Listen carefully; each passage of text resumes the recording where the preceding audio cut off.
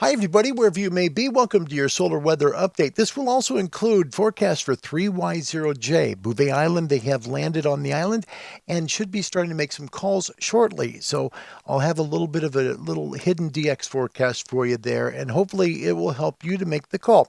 This is going to cover from Wednesday, the 1st of February, until Friday, February the 3rd. First, the A1A, and this shows the cavalry of stars, the sunspots there on the southern part of the sun, and the departure of those leaving the northern hemisphere of the sun.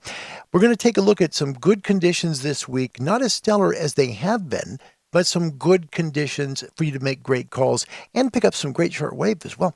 Magnetosphere view here shows the end of those line of sunspots on the northern hemisphere of the sun, just sliding off to that western limb there, and you see the opening of the sunspots going on the southern hemisphere.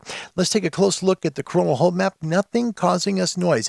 The next few days, today through Saturday, look quiet. Look really quiet to make calls, on the lower band, so below 10 megahertz, should have some great conditions. 3 days of of the solar flare detection, quiet. Nothing big, no M flares. It's been fairly stable in the sun, but SFIs have stopped their drop, which is good. The global dealer absorption for folks in Australia and Hawaii that like to make short distance calls to stay within their continent or within their state, this is about normal. We'd expect to see this right around 10 to 12 megahertz, and the attenuation's right where it would be normally, so we don't have a high attenuation there on the lower bands to speak of during the daytime today. SFI 137. That's the first day it's been up in the last 7, so that's a good sign. So SFI up 1 to 137, smooth sunspot number at 65, down 2 from yesterday. Area number finally gets a jump to 70. That's a good thing. So thank you and by the way, Walt, thank you for the kind words. I see it here, and you know what? That's very kind of you. I don't ever put stuff up, but that means a lot. Thank you. I appreciate it very, very much. I hope these help you, and we're going to kind of frame this for the 3Y0J for the amateur radio community to know about where to work them, because it's very different in the southern hemisphere than it is in the north. We'll go over that in just a moment. KP index, we're just below a KP2 and above a KP1. So these are quiet conditions. Good conditions to work the lower bands in amateur and shortwave radio.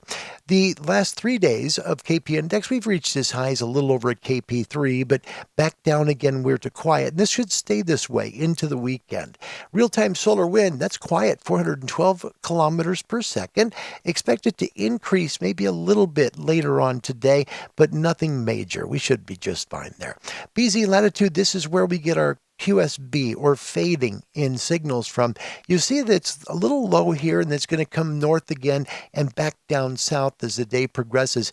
This is going to cause fading in the bands to continue most of the day, both in amateur and shortwave.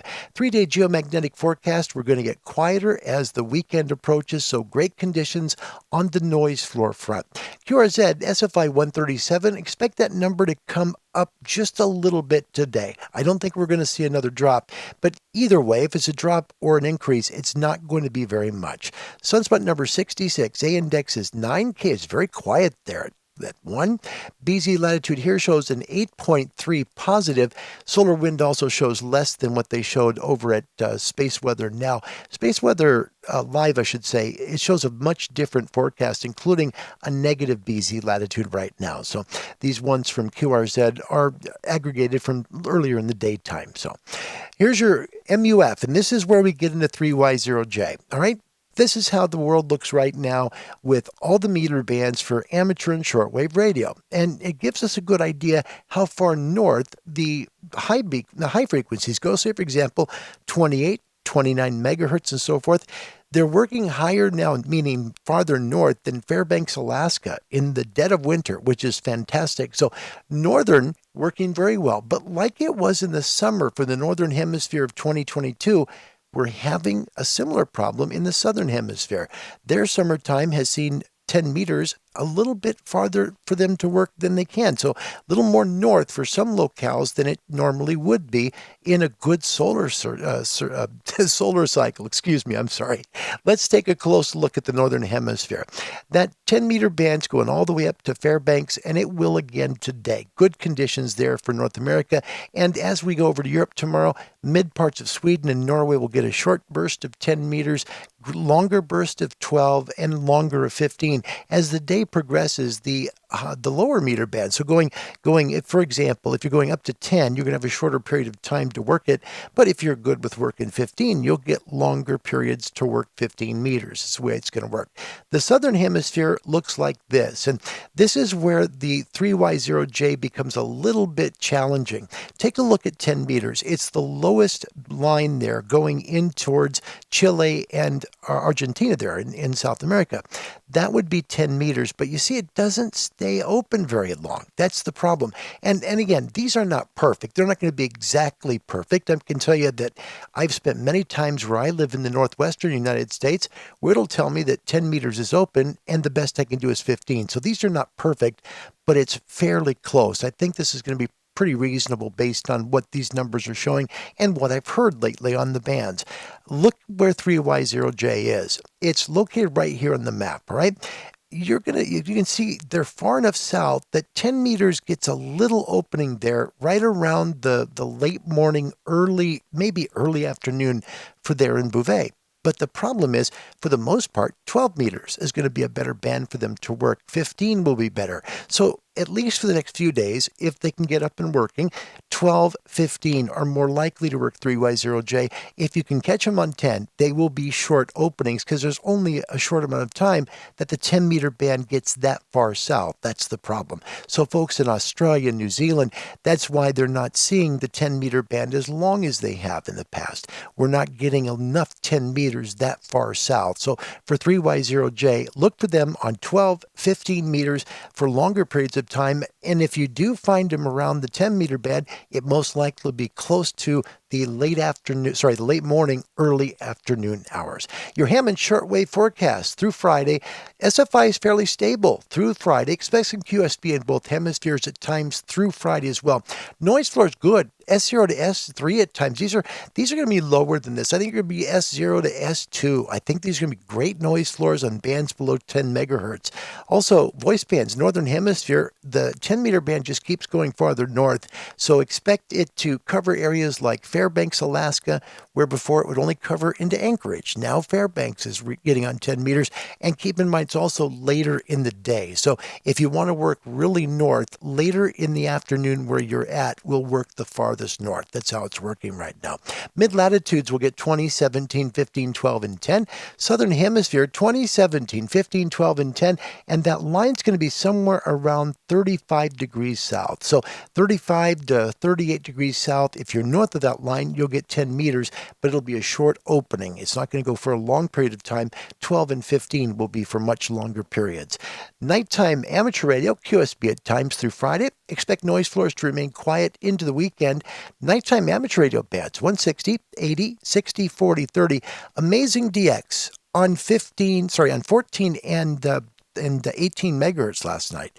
And then went way past sunset in the northern hemisphere. So some great DX still on 20 meters and on the 17 meter band after dark. Great DX. If you're in the southern hemisphere, you'll definitely get the 20-meter band long after dark and be able to work the 17-meter and the 15-meter band long after dark as well. So good conditions for folks that are in the southern hemisphere. Even though 10 meters may not go as far south, the extra daylight helps you tremendously. It really does. Daytime shortwave, expect fading at times. SFI to stay high enough for great DX after sunset. Noise floors stay low into the weekend. Noise floor will be quiet. S0, S1, but for the most part, we'll get a lot of nil noise floors into the weekend. Daytime shortwave 31, 22, 25, 19, 15 in the 13-meter band. Nighttime shortwave, expect that fading at times. Noise floor is going to be low into the weekend. Shortwave nighttime 120, 90, 75, and 60, 49, 41, 31, 25, 22, and the 19-meter band open about 2.5 hours after sunset in the south and about an hour or so after sunset in the northern hemisphere. Before I go too far, I do want to share one little extra tidbit with you that I have information on, but I forgot to put it in. So please forgive me for that. Here is the updated sunspot progression for solar cycle 25, including the amazing January we just finished. If you take a look at this carefully, above, that's the sunspot number progression. That's the amount of sunspots predicted in the red hump there, that red line. Then the actual numbers we've received here have been in blue. So that area is blue. We right now have reached the maximum forecast for 25, for solar cycle 25, all the way about 2 years early. So this means it's going to be a great sunspot cycle. Now, does it mean it's going to be historic? That's up for debate. But at least it's real good right now. We're clear of the projection that NOAA had for 25 here. It was made back in 2019, so this is a really good number. The lower graph there is for the SFI. That's the 10.7 SEM.